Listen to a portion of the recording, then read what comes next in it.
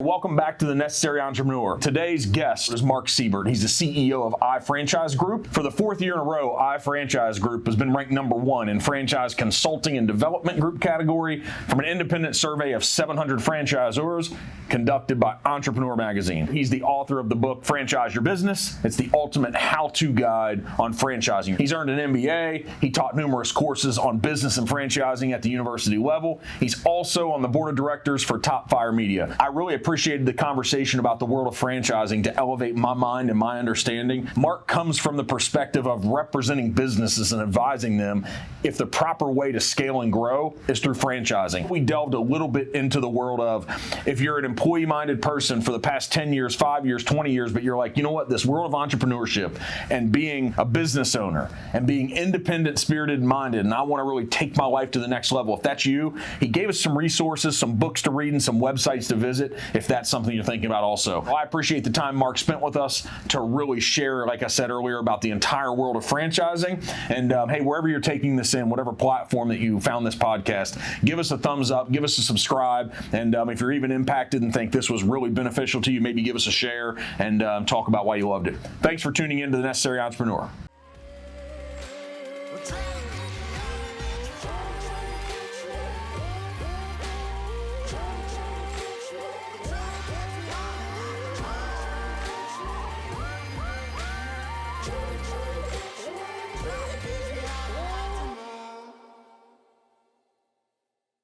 You have had your feet and hands in every part of this franchise business. But to kick this off today, so welcome.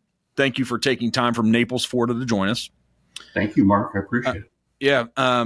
So in 2011, you were deemed by some article the franchise growth guru. That was 2011.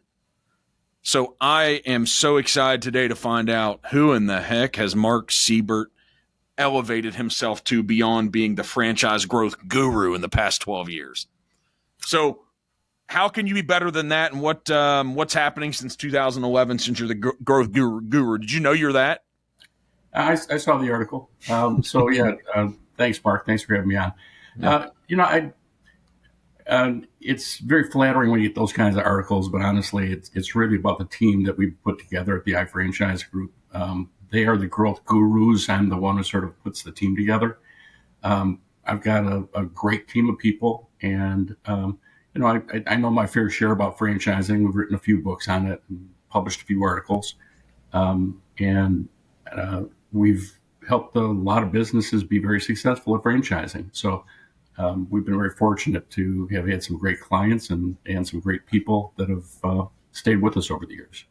So you specialize, and correct me if I'm wrong on any of these statements or questions I make because I want to get this right, but you and your business really specializes in consultancy and representation and the overall assistance on growing franchisor networks, correct? Like that's the bones of your business. That's right. So two primary areas of our growth in our business, and that is, one is helping franchisors that are stumbling a little bit. So if a franchisor is having a problem, or if they're running into a situation that they haven't run into before, we'll help that franchisor. And then the other, and I'd say probably the primary area of our business, is helping companies get into franchising for the first time. So somebody has a business, they think that it might be able to be franchised, and they think, well, how do I go about doing that? And it's highly regulated. It's a little bit complex, but it's something that allows people to grow very aggressively and grow with other people's money. So that's what we help them to understand, and the waters we help them to navigate.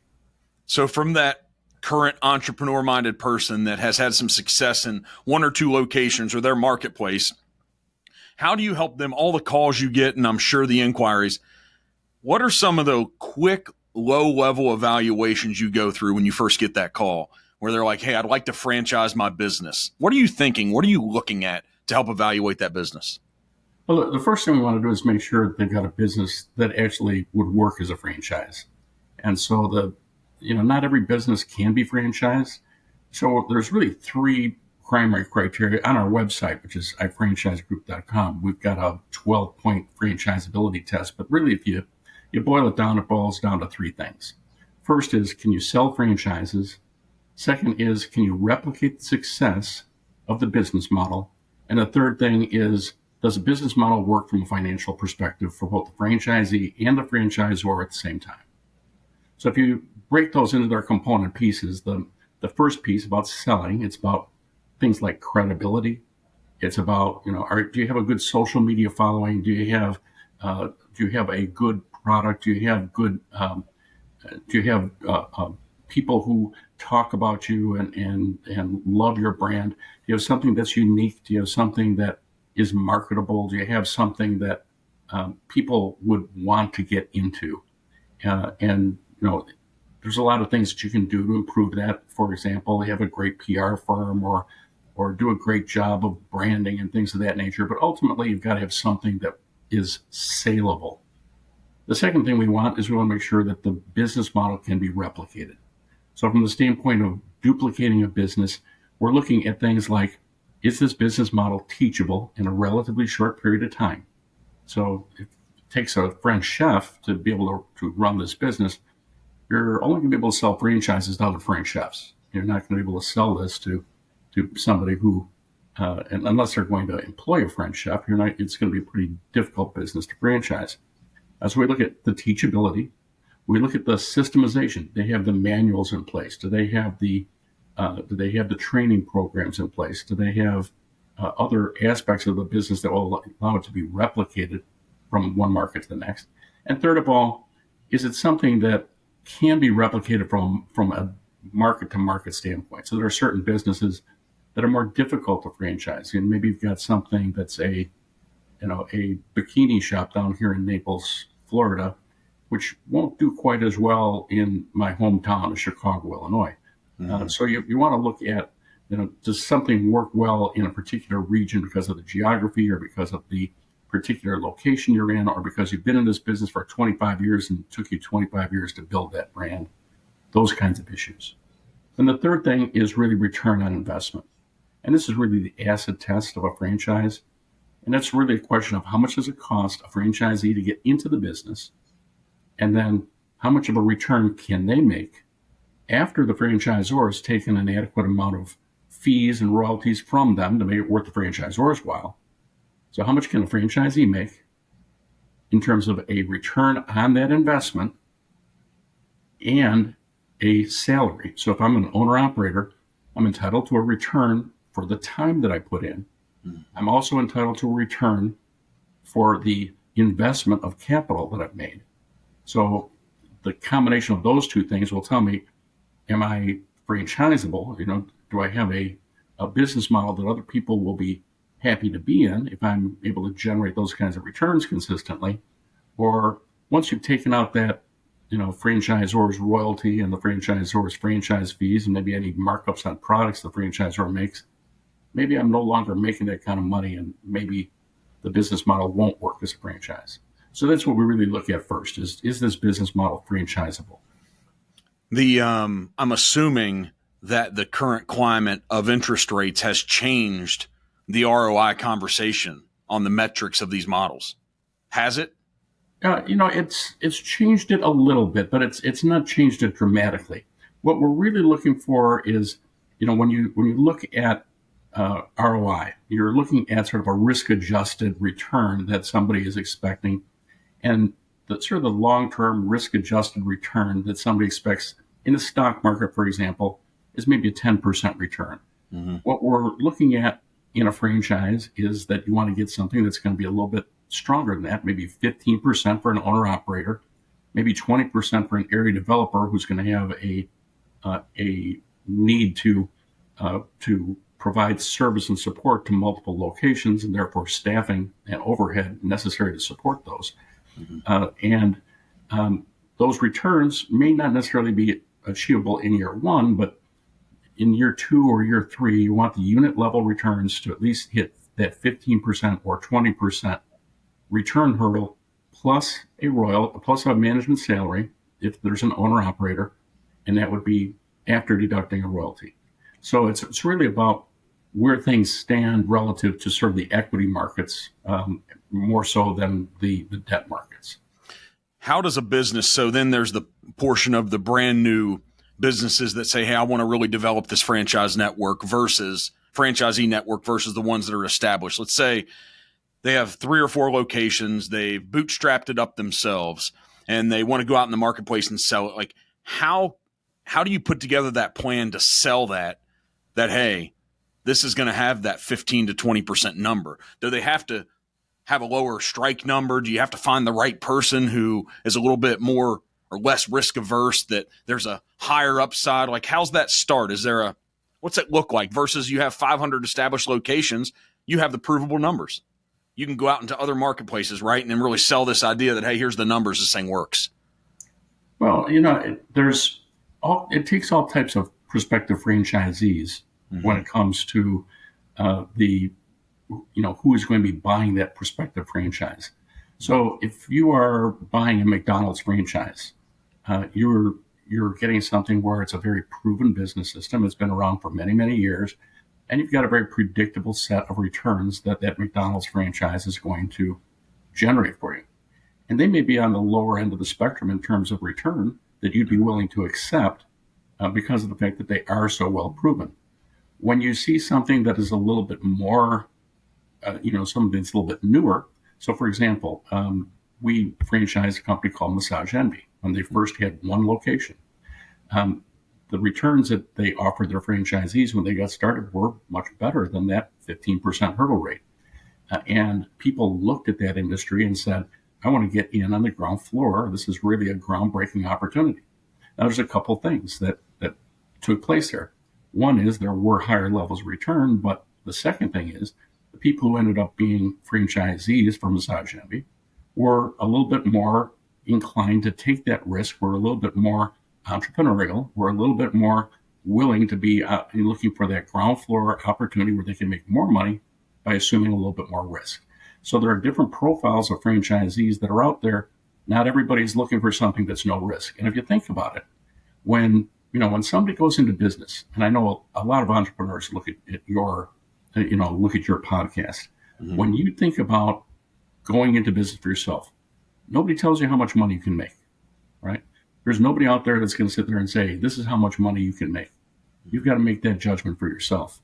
And so when you look at any particular opportunity, you might look at hamburgers and say, well, that market is fairly saturated, and massage, maybe it's not so saturated. So you're making individual judgments, and it's the job of companies like ours to try and make sure that the business model that we are helping you to sell as an entrepreneur is presented in a fundamentally attractive way to a prospective buyer. Do you help the franchisor identify the right category of franchisee, or is that up to them to do? That's part of what we do.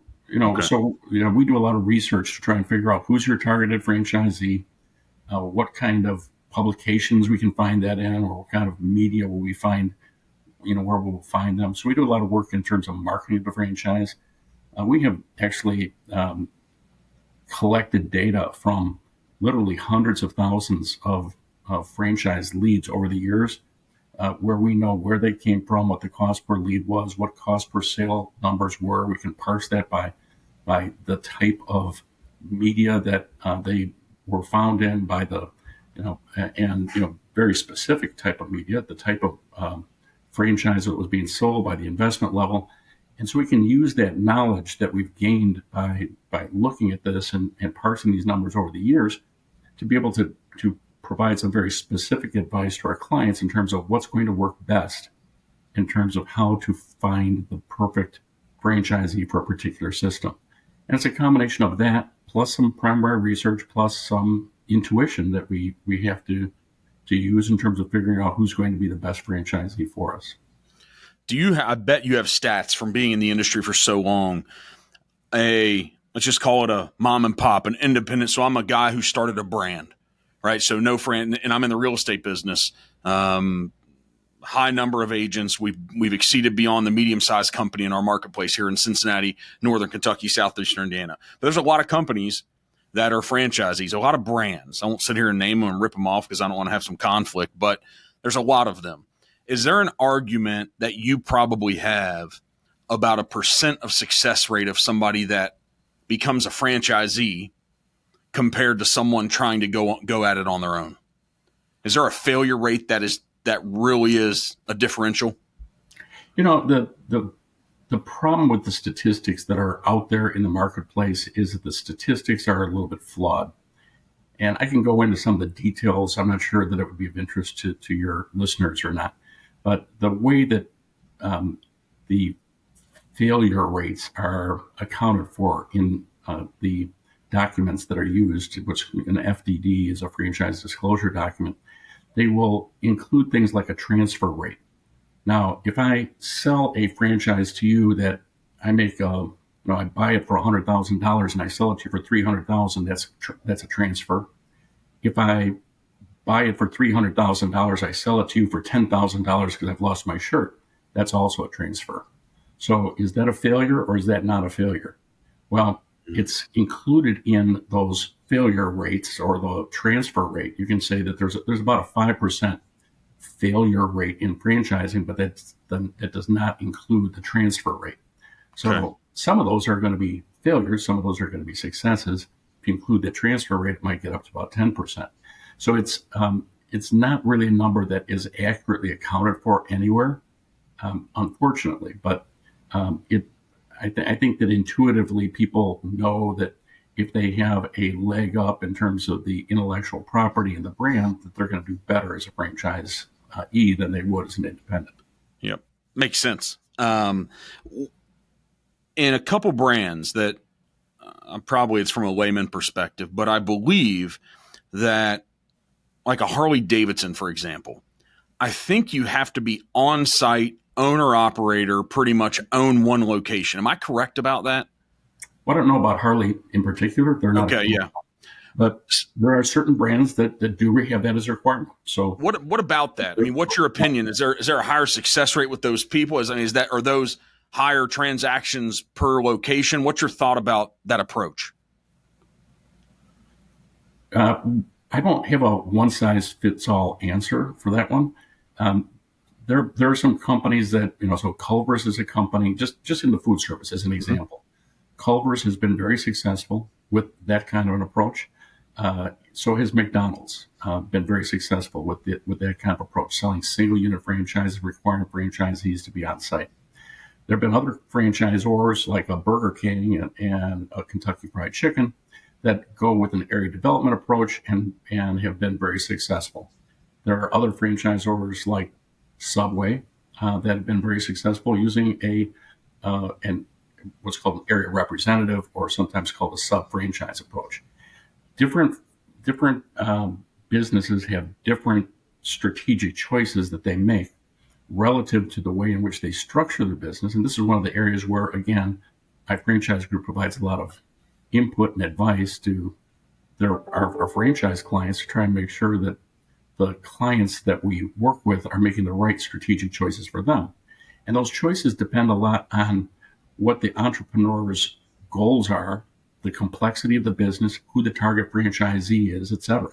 So if you've got a real complex business, you may need to have more support for that franchisee. And that may lend itself to something that might be more of an area development agreement as opposed to a sub-franchise. And it might lend itself to a more sophisticated operator.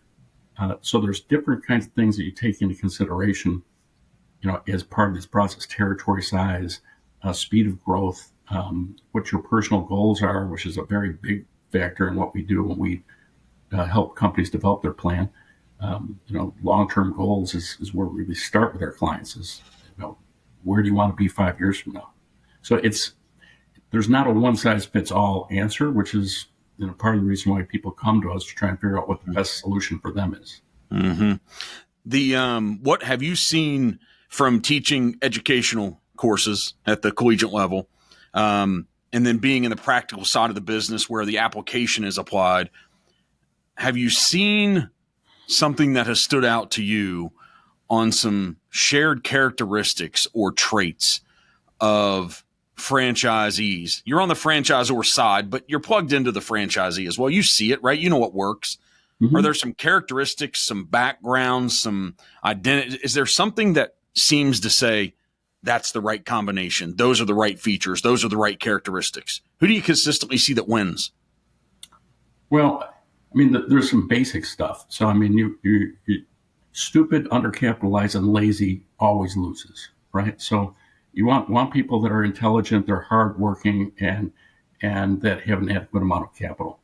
The next thing you want really is somebody who's willing to follow the system. So people who are overly entrepreneurial as a franchisee, somebody who is always trying to change the system and buck the ownership, buck the management, may not be a good fit as a franchisee. Maybe they make a better franchisor. Those kind of people, you have to try and make sure that you don't sell those people franchises. You want people who are culturally aligned with you. So people who, you're going to be essentially married to these people for the next 10, 20 years. So make sure that you're culturally aligned with them, that you sort of see eye to eye from that perspective. And then there's sort of the skill set that's necessary. And that's going to vary depending on the nature of the business that you're in. If you are in a food service business, for example, people management is going to be very important to you. If you are in the senior care business, then it might be much more about sales. So you have to look at it from the standpoint of what is the business that you're in and what are the skill sets that are necessary for that business for it to succeed, and then recruit accordingly. Have you seen franchisors help to educate as they go out and try to find the correct franchisees? Do they have development classes for franchisees? Do they try to develop them? Do they work with them to help them evolve these skills? Or it's like, hey, you got to come to us with all the stuff? Well, I mean, it sort of depends on the skills that they're trying to teach. Every franchisor, every good franchisor is going to have a pretty well-defined curriculum of training that they're going to provide to their franchisees. Mm-hmm. And we're very big on training. We think that training is really the crux of successful systems, and is something that we very much emphasize. And one of the things we do with our clients is develop operations manuals and training programs. So this is something that is, for us, very important. But there are certain skills that you have to recruit for as opposed to train for. So trying to find somebody who's a great salesperson is going to be more important than training somebody to be a great salesperson, because certain characteristics of somebody who's just either you're comfortable in a sales role or you're not comfortable. Either you're comfortable in a management role, managing people, or you're not. Certain people are just, if they have to deliver bad news to an employee or they have to fire an employee, they can't do it. And sometimes that's necessary in a managerial role. So you have to find certain skills in the person that you're looking for and then train the rest. Are franchisees, do they tend to be somebody who already previously had somewhat of a career in some aspect of their life? Is this a second career type of thing? Oftentimes it is. It's hard to make a judgment that goes across the board for everything, but I think that more often than not, they probably are coming from a career somewhere, because in order to qualify for a franchise, a typical franchise fee that somebody's going to pay to get into a franchise is going to be $25,000 to $50,000. And that's generally not something where you're going to readily obtain financing for it. So you must have already put together at least $25,000 to $50,000 worth of capital that you've saved, plus the cost of getting into the business. Now, if you're getting into a restaurant, that could be $1 million. You may not have that much capital, but you probably have 30% of that to be able to put down on the business. Well, that means you've been doing a lot of saving for quite some time. And unless you were born into it, you probably had to get that money from, having a substantial career for some point in, some portion of your life. There are certainly businesses that are less expensive than that, but almost any business that you get into is going to require that you have some amount of capital to devote to it. And that usually means that you will have been in business for a while. And so it's generally speaking where you're going to find these guys. So you said before, one of the three things, you got to make sure you're not undercapitalized. That was really important. Mm-hmm. So what's that mean? A lot of times when you go out and look at, if there's someone that says, hey, I want to be an entrepreneur, I want to go into business, but I want to acquire a franchise, and the number might say 250 to 350,000 of liquid capital, and then 800,000 of net worth, just throwing a number out there. So if I would see those types of stats, what would you consider undercapitalized being? Because you better not be spending every penny opening the business. From a franchisor, I mean, I look at this from a franchisor's perspective. Yep. As opposed to from the franchisee's perspective. Mm-hmm. From the franchisor's perspective, you should set the bar high enough so that you feel very comfortable with those numbers. So if I say $250,000 to $350,000 in liquid capital, I should feel very comfortable that number is going to get these people over the top. And I should be doing a good job of screening that prospective franchisee to make sure that they've got some assets in addition to the liquid capital that they can leverage. So maybe they've got some equity in their home.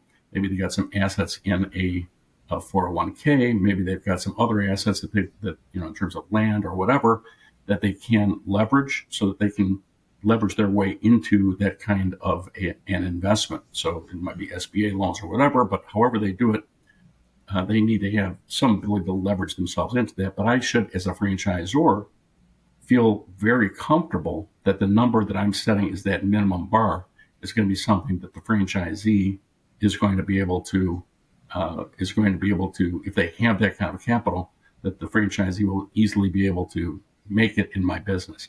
Franchising is not a guarantee of success, but it should at least be a number that the franchise or feels very comfortable is going to be something that will get them to the point where they're at break even or better. What do you consistently see the reason that a business owner wants to become a franchisor? There's really three reasons. Time, people, and money. Those are the big three. They oftentimes will see an opportunity. They realize they can't take advantage of that opportunity as fast as they'd like to because they just don't have the people, or they don't have the ability to just penetrate a market as fast as they can. The second is motivated managers. Especially in today's marketplace, it's hard to find people that are motivated and stay with you long term. With a franchisee, people are very highly motivated because they've got their own capital in the business. And in addition to having their own capital in the business, they're going to be there long term. There are McDonald's franchisees that are third generation right now. And I expect it's probably not long before there'll be fourth generation McDonald's franchisees. And the big one is capital. Now, the franchisee contributes all the capital. They sign all the leases. They pay money to be in the franchise system in terms of an initial franchise fee. They are responsible for all the payroll. They're responsible for all the day-to-day operating decisions. They are fully responsible for all the financial commitment that goes into that business. And so franchising sort of allows a franchisor to grow unfettered by capital, with highly motivated management, and grow much more quickly because you're leveraging off of both the capital and leveraging off of the time and effort of those franchisees who are out there finding sites, negotiating leases, hiring people, and doing all the legwork that you'd normally have to hire people to do that. As I'm sitting here thinking too, I'm like, it's a different business being a franchisor than operating and building the business that they built. Yeah, it sure is. Right? Can you speak to that? Well, as a franchisor, your business is selling franchises and making franchisees successful. And your business model happens to be what it is you're selling, and happens to be the intellectual property that you have developed over the years, and happens to be the knowledge that you've got. But as a franchisor, you're sort of being paid for what you've got, sort of what you've got in your head instead of what you can carry on your back. You are being paid for that intellectual property and the life lessons and the hard knocks that you've had along the way. And so as a franchisor, you are, your number one goal is make your franchisee successful. Make your franchisee successful, and you'll be successful as a franchisor. And the key, of course, is finding good franchisees and being selective in that process, growing at a rate of speed at which you can support your franchisees. Don't grow faster than you can support your franchisees, and making sure the business model continues to evolve to meet the marketplace. Is there substantial capital that's needed up front to establish being a franchisor? Generally speaking, not as much as growth through company-owned operations, but yeah, there's a requirement for capital, and the faster you want to grow, the more capital you're normally going to have. If you wanted to just sell, a franchise to, somebody who knocked on your door and said, I'm interested in buying a franchise, you would at least have to create a franchise disclosure document, which is a legal document. We don't do those, but I can give any of your listeners referrals to lawyers who do them. I don't take referral fees from these lawyers, so I can be pretty objective in terms of who I refer. But you have to do the franchise disclosure document, franchise contract. And you're going to have an operations manual that you give them. So just getting those documents put together might cost you $40,000 just to get the basics done. If you are looking to grow aggressively, where you're developing strategic plans, where you're developing marketing materials and marketing plans, training programs, online learning systems, training videos, train the trainer programs, where you're developing, where you're spending a substantial amount of money on franchisee recruitment, all those kinds of things, you could easily spend $250,000 or more on sort of your initial launch. It really, and if you start hiring people up front because you really want to get aggressive, you could be looking at a lot more than that. So it's, one of the things that we do as a consulting firm is we try and make sure that people's aspirational goals as a new franchisor are congruent with what their ability to grow and what their resources are. So again, we don't want them growing any faster than their ability to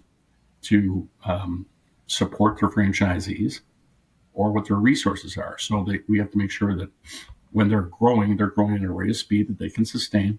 Now they can always put on the gas pedal a little bit later, but start out maybe slower and then maybe get more aggressive over time for a lot of entrepreneurs. And then for some entrepreneurs, they have the opportunity to start out more aggressively. So it's really about, with every one of our clients, we start with goals and objectives. And where do you want to be 5 years from now?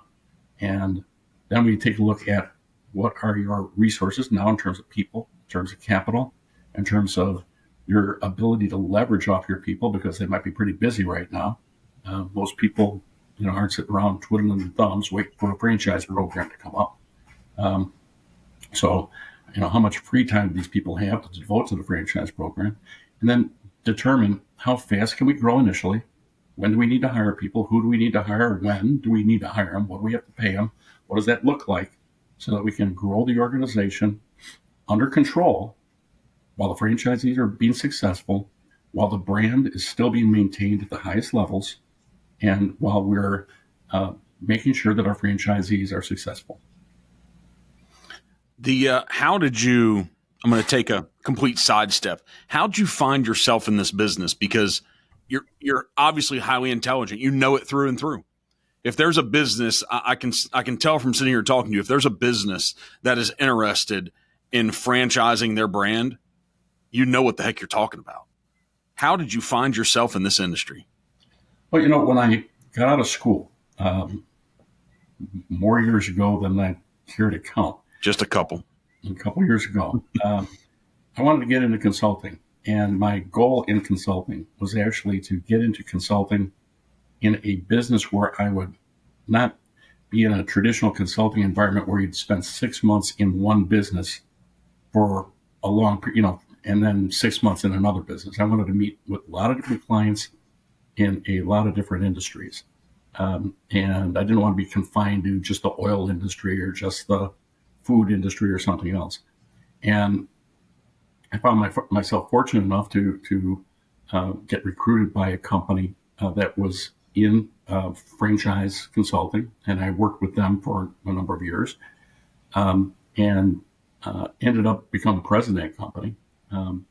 The owner of that company and I had some differences of opinion in terms of the direction that company was going to go, and I left that company and formed my own company in 1998, and it's been very successful ever since. Going back to when you wanted to become a consultant, why'd you want to be that? Because I love business and I love making companies successful. Honestly, I'm one of those few people that I think is really fortunate to just really love what I do. I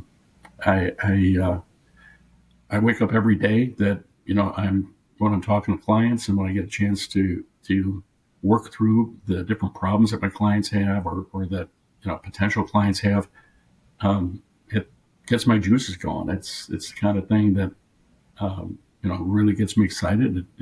And I think that it's something that I have in common with a lot of the people on my team. It's we really like to see the results of our work in terms of the growth.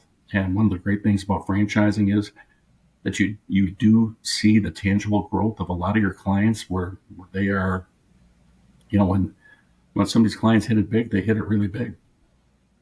You mentioned before we pushed the record button today, I asked you about, characteristics of yourself. And I said, hey, don't be humble. Here's an opportunity to talk about you. And you redirected that back to the team that has been built around you and the people and the longevity.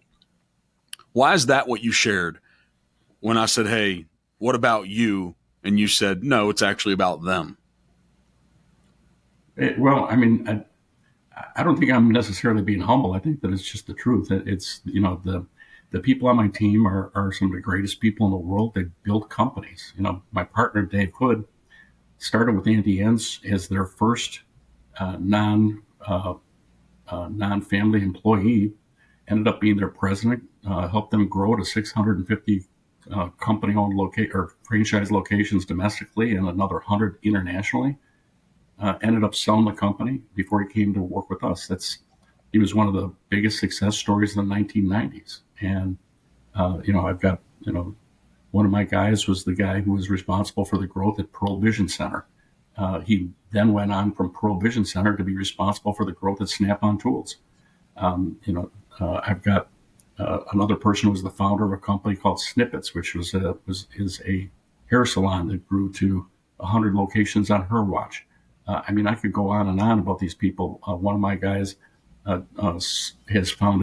he started off by founding Concrete Crafts, sold that business, then went on to found another company called Shelf Genie, went on to sell that company to Neighborly just recently. He sold two different franchise companies. I think they had maybe 250 locations when he sold the second location. I could go on and on about these guys. I've managed to put together a team of these people, but I've never built a company like that. These guys are the ones who've done it. And what I've done is I've managed to find some really great people and managed to keep them around for a long period of time. And there's one thing that I've been very fortunate to have done. It's to have been able to, get a team of people that have got really diverse backgrounds and been really successful and bring them all together in one place and get them to want to stick around long term and work with our clients. And it's been, we got 27 consultants like that. We got over 900 years of experience collectively in franchising. Our average senior consultant has 25 plus years of time working in the franchise industry. You don't find that anywhere in my industry. And that's why 4 years in a row, and I think you'll find out in September there will probably be 5 years in a row when they do the poll, the most recent time at Entrepreneur Magazine. We've been rated the number one ranked consulting organization. It's not me. I'm not the one who's really doing all the work. It's really my team that's doing it. So you said you found them. There's this idea. I've been having a lot of conversations with entrepreneurs and leaders of substantial companies, and we've been talking about, Do you find talent or do you develop it?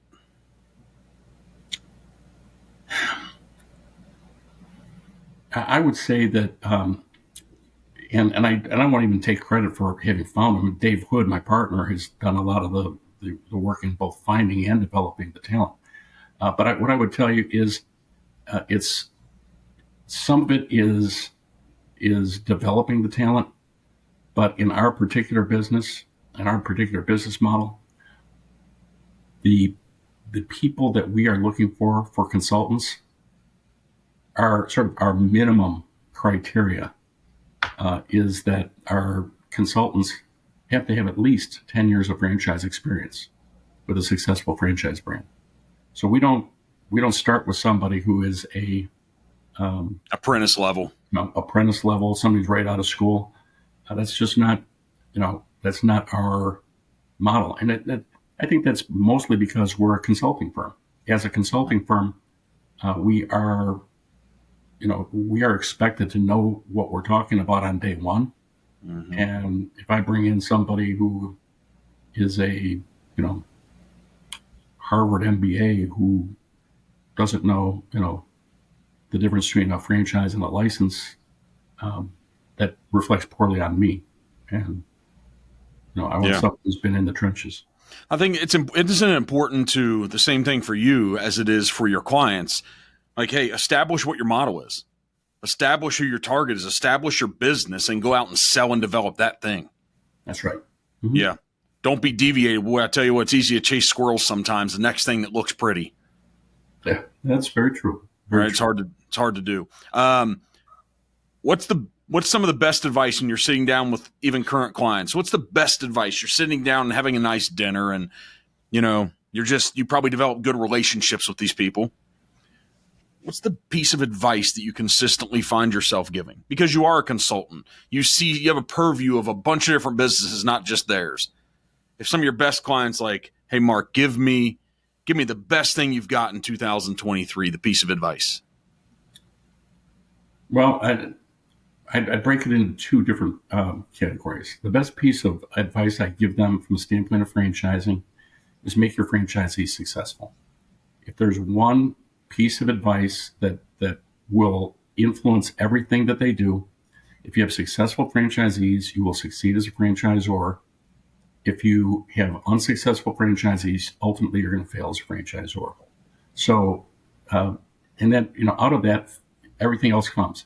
Who you're going to market to, the amount of training and support that you're going to provide to those people, what kind of, ongoing support you're going to provide to them after the initial training is completed, what kind of things you're going to do from the standpoint of concept development and concept adaptation as things go on. Everything that you do as a franchisor is going to flow out of that. So, who you sell to, who you refuse to sell to. And then the thing from a personal standpoint that I will typically tell people is keep your eye on your personal goals as opposed to what other people are doing around you. I think that there's for a lot of people in the industry, as we look around and see what other people are doing out there, there's a sort of a natural inclination for people to say, oh my goodness, these guys just sold their company for X amount of dollars, or these guys are growing so fast. And, and you sort of see that and you think, well, I could be doing that. I've got a better concept than they've got. I've got more talent than they've got, or whatever it happens to be. And you forget that the goals that you came with might have been very different than the goals they came with. And, if your goals change, that's fine. There's nothing wrong with letting your goals change and adapting to those changes in your goals. But don't let what your competitors are doing influence what your personal goals are and where you want to be as an organization.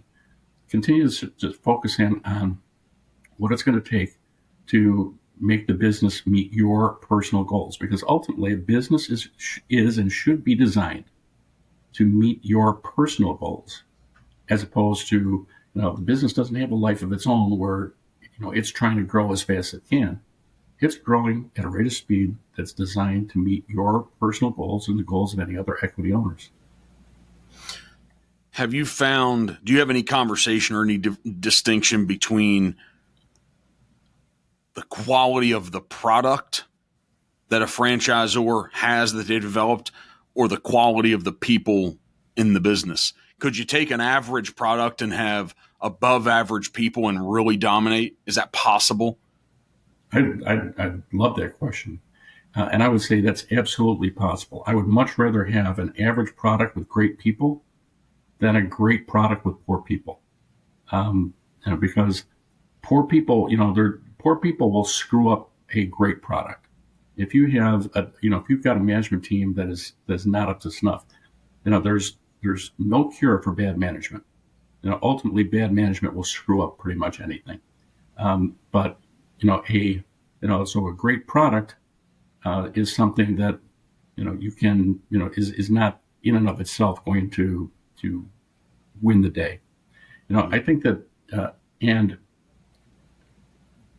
sort of the corollary to that answer is, if you think about who's got the best hamburger in the world. If you were to say who's got the best hamburger in the world, I think there's fairly few people, despite the size of McDonald's. I think there's fairly few people that would sit there and say the best hamburger I ever ate in my life is McDonald's. But if you want to say who's got the best business system in the world, in terms of the hamburger space, I think you get an awful lot of people who'd sit there and talk about McDonald's. I would go a step further on that. I think that when you talk about the best quality of the product that's being served, I would also put McDonald's there. And the reason why I would put McDonald's there is that when I'm talking about McDonald's and their quality to me is about consistency. And when we're talking about consistency, what we're talking about is, can you deliver the exact same burger, the exact same way, 30,000 times at 30,000 different locations? And when you can do something like that, that's really the hallmark to me of quality.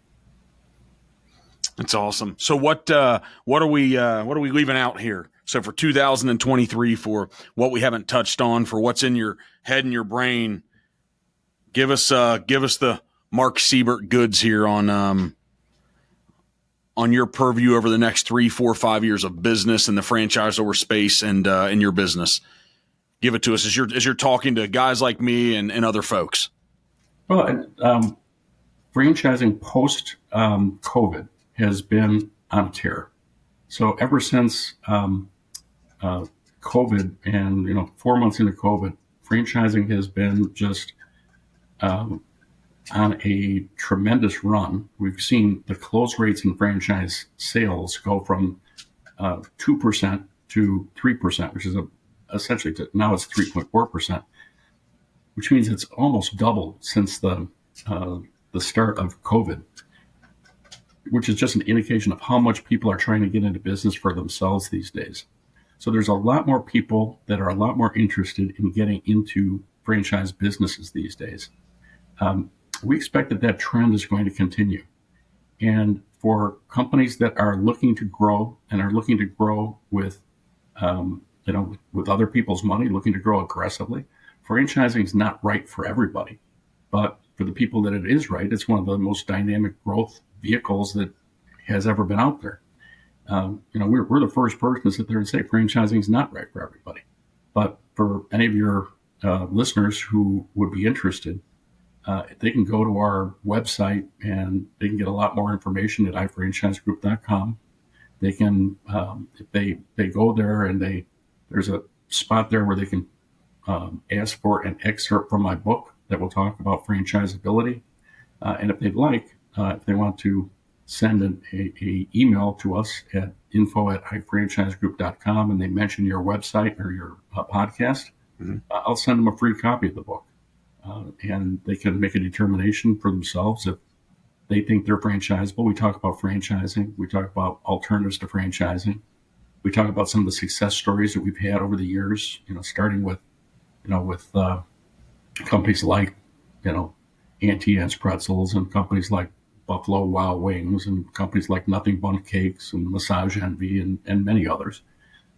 And we talk about, what they need to do in order to franchise, whether they work with us or not. And I'm happy to provide that information to anybody, give referrals to attorneys that, even though we don't do that work, we just want to make sure that franchising stays, as unregulated, hopefully, as possible, and that good people do good work and franchisees are successful across the board. We just saved them $24 from tuning in today, because I jumped on and looked at Amazon beforehand. It was $23.99. So, hey, if the only value I provided them was to get them a nice book to inform about franchising and a conversation with you, then we gotta win. Okay. Hey, thanks for joining. I think this provides a lot of good information and a lot of context to this idea of franchising, because I think so many people wonder, like, man, what would that be like? And even though your clients are traditionally franchisors, there's a lot of people who are going to listen in to say, hey, you know what? I'm 20 years into my career. I'm tired of being this employee thing. I've been in the management level. I think I've got what it takes, but I'd rather invest my $250,000 into becoming a franchisee. Then I think there's a lot they can learn too. And, and they could probably. I got a book on that too. Yeah. That one's called the Franchisee Handbook. Okay. And that one talks a little bit about trying to evaluate risk versus return. Yep. And trying to make that as a personal assessment of what your risk tolerance is, and how to calculate a return for a prospective franchise opportunity, and using that as part of your decision-making process. It's called the franchise. Do you have it set up where you could refer them to, hey, here's people we represent, and here's the contact information? Do you have that set up? Is that something you even mess with? No, I pretty much steer clear of that, because I want to have them go through the rigors of making a decision that's a personal decision like that, as opposed to me steering them to a client that may or may not be a good fit for them. Yeah. There's a process that people should go through, and we're not set up to help them go through that process. There are some brokers out there that are very good that can help them, but that's not what we do. Okay. Would you recommend someone, since it's not the space that you're in, on the other side of the business, would you recommend they contact a franchisor on their own, or do you think a broker is the best move? Do you have an opinion on that? If somebody's deciding to buy a franchise on their own, then there are advantages and disadvantages to working with a broker. The advantages to working with a broker is going to be able to help educate them on the buying process, and will help them to narrow the field of the companies that they are looking at. The disadvantages to working with a broker are that a broker is only going to refer them to some of the companies that they represent. Yeah. A broker might represent 200 franchises, but there's 2,000 franchises out there, 3,000 active franchisors out there. And if the franchisor that is the best fit for you is one of that 1,800 that they don't represent, you're never going to get referred to it. So are there advantages to working with brokers? Absolutely there are. And there's some great brokers out there. And I think in my book, in fact, I'm sure in my book, I've got the Franchisee Handbook. There are some links that will refer you to some brokerage companies that we work with that we think are very reputable. And they can start by talking to some of those folks. But just understand that there's a universe out there that goes beyond the brokers. And if they are speaking to some people that, it doesn't necessarily have to be somebody through that broker. There are other people out there, other companies out there that might be a better fit for them. And they need to make sure that they have looked at sort of all sides of that coin before they make a decision that's going to be a life-altering decision. Do these lists in Entrepreneur Magazine, you've won some awards there, but you've also written, I believe I saw on your website that you've written 250 plus articles for all different entities. And so are the big lists that you can find on Incorporated or Fortune.com or Entrepreneur.com, are those lists of top franchisors? Is that a good reference point for you think for somebody that says, hey, I'd like to go out here and find a credible franchise for me to acquire or buy into? Do you think those lists are legitimate? Are they? It depends on the list in terms of how legitimate it is, but none of those lists are going to do the kind of due diligence that one of your listeners should be doing. Okay. None of those lists are going to be doing the deep dive on these. These lists are being put together by staff writers who are looking at 10 criteria of a business that can, and not doing any deep dive due diligence, not calling franchisees, not doing a lot of the things that as somebody who's going to make a decision with potentially their life savings, you need to be doing as a potential franchisee. So do they give you some helpful information? Sure. Do they give you enough information to help you make a decision? No, absolutely not. What you need to do as a prospective franchisee is you need to start by doing a self-assessment. Take a look at what are the things that you're good at, what are the things that you love doing. Understand that you're going to be doing this for the next 10, 20 years of your life, maybe more, and make sure that you feel very enthusiastic about something that you're going to be doing. People might think, oh, I want to be in the restaurant business. That seems very fun. Until you realize that being in the restaurant business means that you're managing a bunch of 16-year-old kids who'd rather be out at prom than staffing your location at night, and you have to come in first thing in the morning because Mary got sick. So understand what each one of these businesses mean for you personally. Make sure that you understand, have a good understanding of what it is that you want to do personally as a prospective franchisee. Make sure you understand what your risk tolerance is. Make sure that you understand what your potential returns are from a business. Make sure you do your homework. Make sure you do your diligence, and do everything you can to sort of, find that best fit in terms of risk return based on your risk tolerance, and the best fit in terms of what you want to be doing with the rest of your life. Because ultimately, regardless of the money aspect of it, all of us get a certain number of years here on this planet. Yep. You might as well spend them doing something you love doing.